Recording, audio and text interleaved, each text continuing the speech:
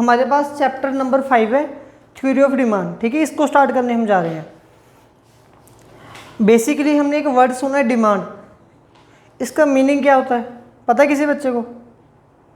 Theory of demand का meaning क्या होता है? प्रैक्टिकली पता तो है लेकिन बोलना नहीं आ रहा, और हमने पहले कभी सोचा भी नहीं था कि इसका मीनिंग भी कुछ होगा।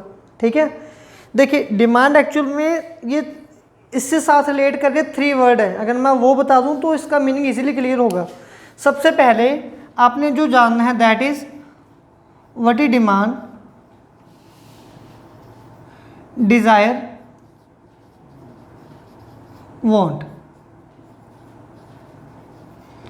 ये 3 वर्ड है हमारे पास। ठीक है, सबसे पहले डिज़ायर की क्या बात है, हम जिंदगी में कुछ ना कुछ ऐसी इच्छाएं रखते हैं जिनके बारे में हम सोचते हैं कि काश ये चीज़ हमें मिल जाए, लेकिन वो चीज़ आपको मिले या ना मिले दैट डजंट मैटर।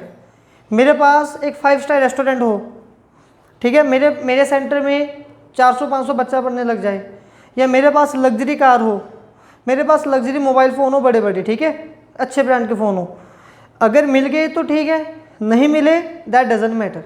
समझ गए ये चीज़? तो ये किस चीज़ को हम बोलते हैं? ये हम बोलते हैं डिज़ायर को। ठीक है, इसका होना ना होना जरूरी नहीं है, लेकिन आप इसकी इच्छा रखते हो। एक होता वांट, वांट का मतलब होता है कि एक प्रोडक्ट नेसेसरली आपके पास होना ही चाहिए, उसके लिए आप इच्छा भी रख रहे हो और उसके बिना आपकी ज़िंदगी नहीं आगे चल सकती। एग्जाम्पल दे रहा हूँ, जैसे कि पानी, वाटर। ठीक है, अब इन दोनों को कॉम्बिनेशन मिला के बनती है डिमांड। मान लो आपने की डिज़ायर की कि आपने कोक पीनी है, और वो कोक की बोतल है 20 रुपीज़ की। ठीक है, क्या नेम आपका? जतिन। ठीक है, जतिन की दुकान पे आप गए, 20 रुपीज़ के कोक दे दो। जतिन ने बोला कोक है लेकिन 30 वाली है। मुमताज़ ने बोला चलो 30 वाली दे दो। तो उसने क्या देखा कि इसने 20 वाली बोतल 30 में निकाल के दे दी। मुमताज़ बोला ये तो 20 की मिलती है। इसने बोला जो शॉप खुली है वहाँ से ले लो। रात के 10:30-11 बजे थे, सारी मार्केट बंद थी, एक ही दुकान खुली थी।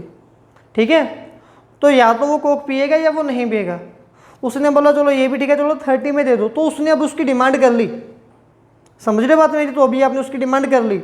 दूसरा पॉइंट क्या था, फिर जब उसने वापस बोला यार मैंने कोल्ड ड्रिंक नहीं लेनी, रहने दो, मैं सुबह पी लूँगा, तो अब उसने उसकी डिमांड नहीं की। तो मतलब कि डिमांड का मतलब क्या हुआ कि जब हम किसी प्रोडक्ट का बिल पे करने के लिए विलिंग हैं हम, ठीक है, when we are willing to pay for something else, जब हम किसी भी चीज़ के लिए पे करने के लिए रेडी होते हैं तो मतलब कि हम उसकी डिमांड कर रहे हैं। अगर आप उसके लिए पे करने के लिए रेडी नहीं हो तो मतलब कि आप उसकी डिमांड नहीं कर रहे। क्या कोई कन्फ्यूज़न है इसमें? काफ़ी सिंपल सी बात थी ना ये।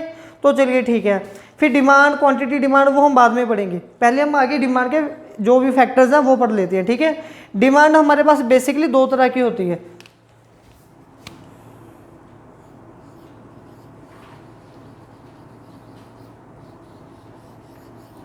एक है मेरे पास इंडिविजुअली डिमांड, एक है मेरे पास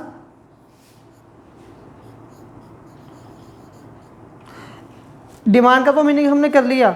अब हम डिमांड सेट के बारे में पढ़ेंगे। ठीक है, डिमांड सेट, ये डिमांड स्केड्यूल बोल देते हैं हम इसे। ठीक है, वो आपकी मुझे सेट और स्केड्यूल दोनों सेम ही वर्ड हैं। एक होता है इंडिविजुअल डिमांड सेट,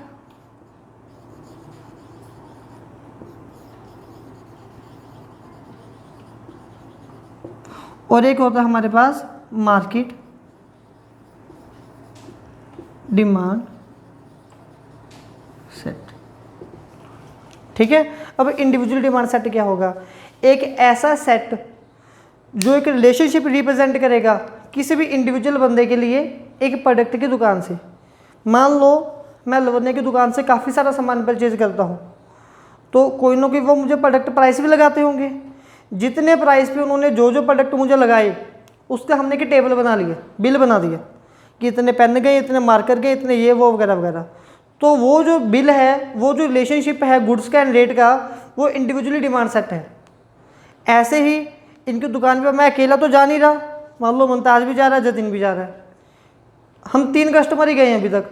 तो इसके पापा ने एक वो तीनों का बिल बनाया हुआ है, वो जो तीनों का बिल है that is called market demand set. जो मेरा अकेले का बिल है वो है इंडिविजुअल डिमांड सेट। नहीं क्लियर हुआ तो हम अभी सेट बना के देखते हैं, ठीक है, ये बनाना जरूरी है हमारे लिए। मान लो यहाँ पे मैं एक सेट बनाने जा रहा हूँ,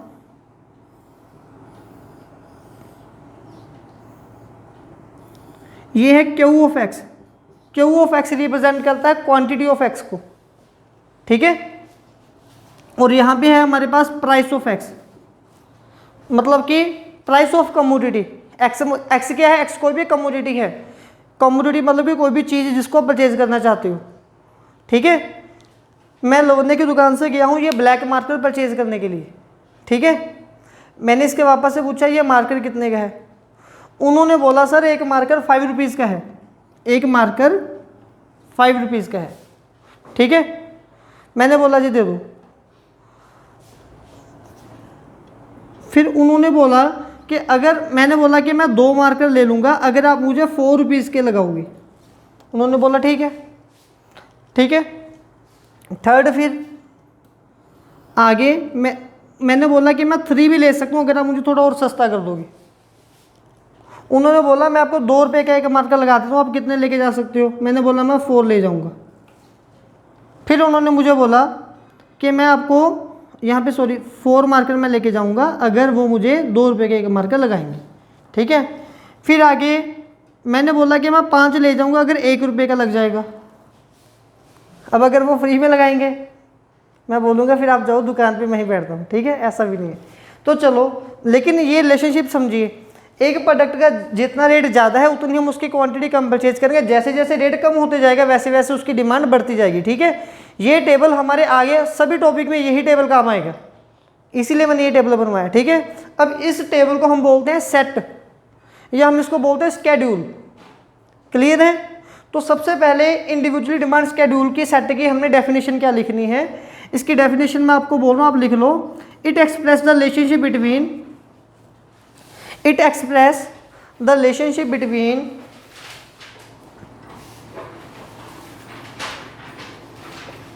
रिलेशनशिप बिटवीन ये किस किस के बीच रिलेशनशिप बता रहा है, क्वांटिटी एंड प्राइस, ठीक है। Relationship between price and quantity of a commodity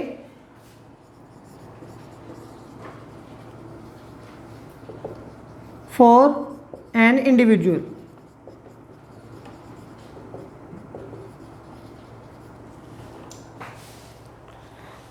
for an individual मतलब कि मैंने क्या लिखा, मैंने लिख दिया इंडिविजुअल डिमांड सेट क्या है, it express the relationship between price and quantity of a commodity for an individual. और ये फॉर एन इंडिविजुअल लिखना काफ़ी ज़रूरी है, तभी पता चलेगा कि ये किसी एक बंदे की बात हो रही है, ठीक है। दूसरा हमारे पास आ गया market demand set. Now what do you mean by market demand set. Market demand set में क्या आएगा, मैंने क्या बोला था, इसमें तो सिर्फ मैं क्या हूँ, अब उसमें कई कस्टमर आएंगे, ठीक है। तो उसका टेबल थोड़ा बनेगा ऐसे,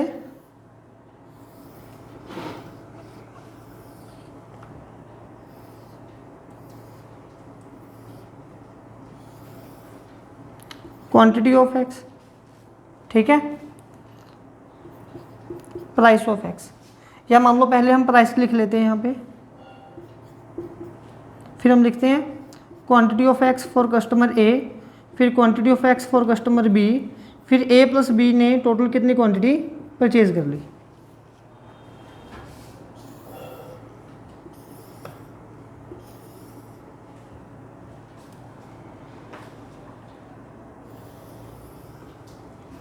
अब देखिए रेट कितना कितना है इनका, 5 से शुरू हो रहा था ना, 5 से कम होता है, 5 4 3 2 1।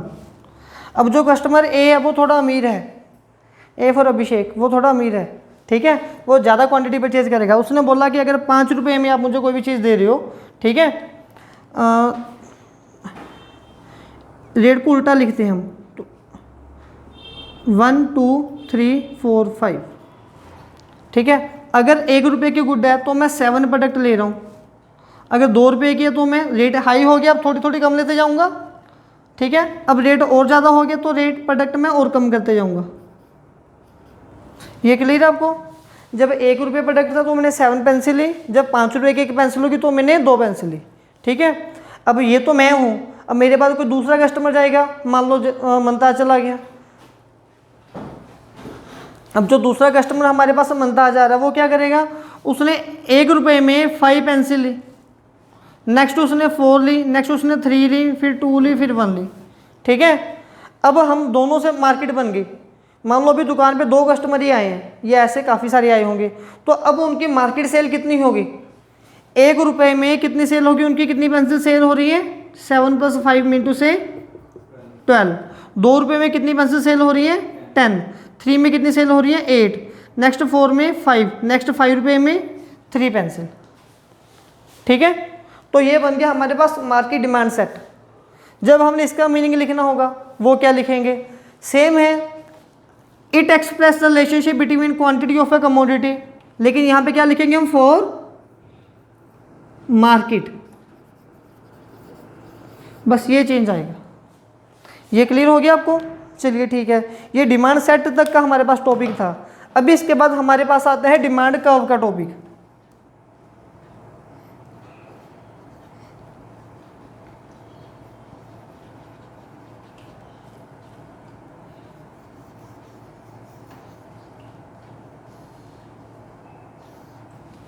अगर डिमांड सेट 2 तरह का है तो डिमांड कर्व भी कितनी तरह की होगी, 2 तरह की होगी। ठीक है, सबसे पहले हमारे पास क्या आएगी, इंडिविजुअली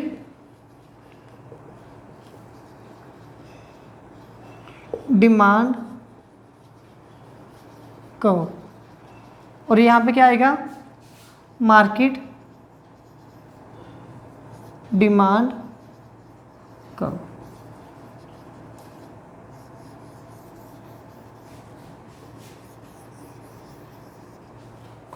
अब अगर जब हम इंडिविजुअल डिमांड कर्व की बात करेंगे, इसका मीनिंग पहले क्या है, इसका मीनिंग या तो 2 मीनिंग लर्न कर लो, या तो आप लिखो individually demand curve is the graphic representation of individually demand set. जब हम इसका ग्राफ बनाएंगे, ग्राफिकली इसको डिज़ाइन करेंगे, तो हम उसको क्या बोल देंगे, इंडिविजुअली डिमांड कर्व। तो मार्केट डिमांड कर्व किसका मीनिंग होगा, it is the graphic representation of market demand set. ये क्लियर है? या तो ये मीनिंग लिखी, लेकिन अगर आपने ये मीनिंग लिखना तो इससे पहले आपको इस चीज़ को डिफाइन करना पड़ेगा।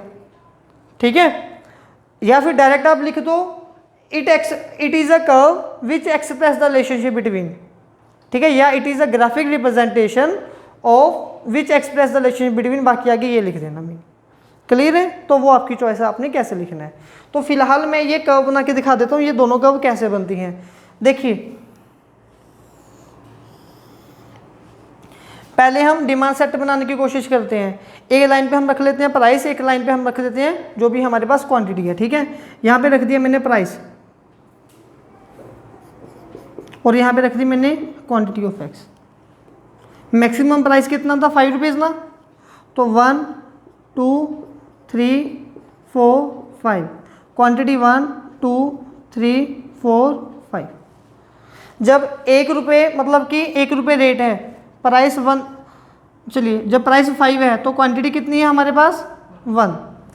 प्राइस 5 पे क्वांटिटी हमारे पास 1, तो पहला पॉइंट ये आ गया, इनको मत डिज़ाइन करना। ठीक है, जब प्राइस 4 है तो क्वांटिटी होगी 2, जब प्राइस 3 था तो क्वांटिटी होगी 3, 2 पे 4 और 5 पे 1। ठीक है, तो यहाँ से आपने स्ट्रेट लाइन ऐसे ड्रॉ कर देनी है।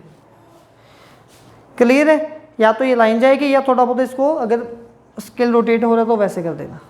ठीक है, तो इसको हम क्या बोलेंगे, इंडिविजुअली डिमांड कर्व। ये क्या बन गई, individually demand curve, full form लिखनी है। अब सिमिलरली जब हमने मार्केट डिमांड कर्व बनानी है तो उसमें क्वांटिटी जा रही है 9 तक, लेकिन प्राइस है हमारा 5 तक। Price of x, quantity of x, quantity है 1 2 3 4 5 6 7 8 9, 1 2 3 4 5। अब 1 रुपये पे हम कितनी क्वांटिटी सेल करनी है, 1 पे कितनी क्वांटिटी सेल हो रही है, 12, तो 12 तक जाना पड़ेगा, इसको आगे लेके आना पड़ेगा। हम 2 2 का गैप दे देते हैं इस लाइन पे,